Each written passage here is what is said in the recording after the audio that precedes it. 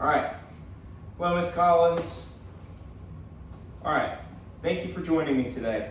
I would like to inform you all about a very harmful industry that most people don't even think about in their average lives. That is the marine oil transport industry in America. The tugboat industry in our nation produces enormous amounts of pollution in our waterways and airways. If our country would pay a little bit more attention to this pressing issue and the consequences that are unfolding from it, American waterways and living creatures that live there would be much better off in the long run. Hello everybody, my name is Connor Chapman. I'm very excited to have the opportunity to explain the detrimental effects of the marine transport industry on the Mississippi River, nearby waterways, and the animals that live there. During my half year working for an oil company during a break year from school, I spent 6 months on one of these boats.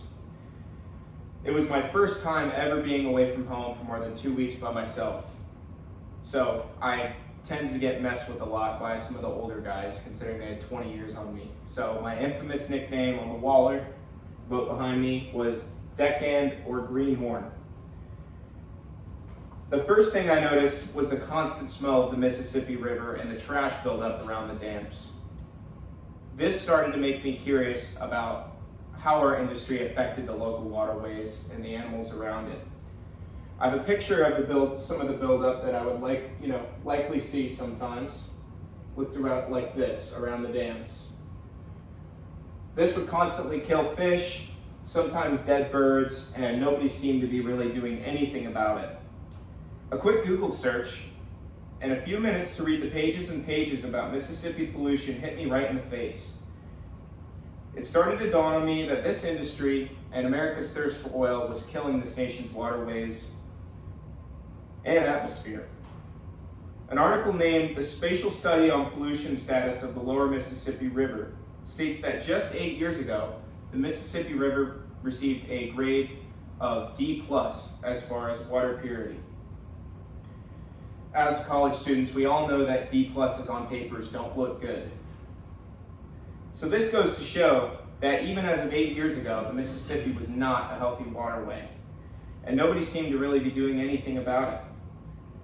The reason the Mississippi had such a bad litter problem was because all of the construction and oil transport and other large companies working on there with their towboats. The litter was just the start of the problem. The diesel smoke being let out by these boats is immense. All these boats are burning tons and tons of diesel. Sometimes even our boat would burn up to 175 gallons an hour, and we'd burn over 60,000 gallons of diesel a month. Another quote from the National Institute of Environmental Health Science delves way deeper into this by stating that we found that increases in diesel exhaust were associated with increased wheeze, shortness of breath, and chest tightness. This concerns me, as smoke constantly being breathed in by workers and locals in nearby towns, as well as the wildlife,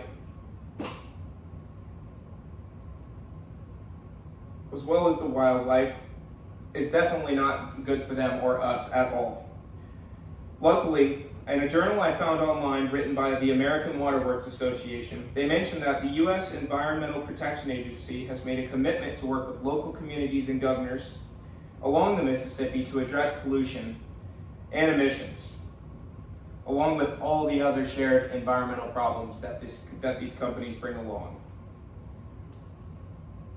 It appears from the last article I read that the local governors and some of the governments have taken this pressing issue a little more seriously recently.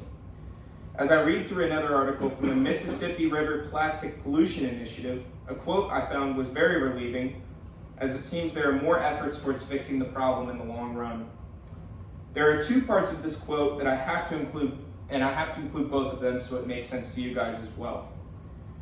Mayors from along the Mississippi River gathered virtually this week as part of the Mississippi River Towns and Cities Initiative annual meeting. The conference brought together 40 mayors from 10 different states along the Mississippi. Hopefully, these meetings entailed plastic pollution, emissions, and general litter being laid out on the Mississippi and good ways to get around fixing that. Hopefully these meetings, especially since they include the mayors of all these states with these large problems, they'll border the river, and that will really make them more motivated to clean up these problems for the local wildlife and for the people around nearby. In conclusion, the Mississippi River has been polluted and abused for practically 100 years, transporting oil and other goods from all the way from Empire, Louisiana, to Memphis, to Cincinnati or Chicago.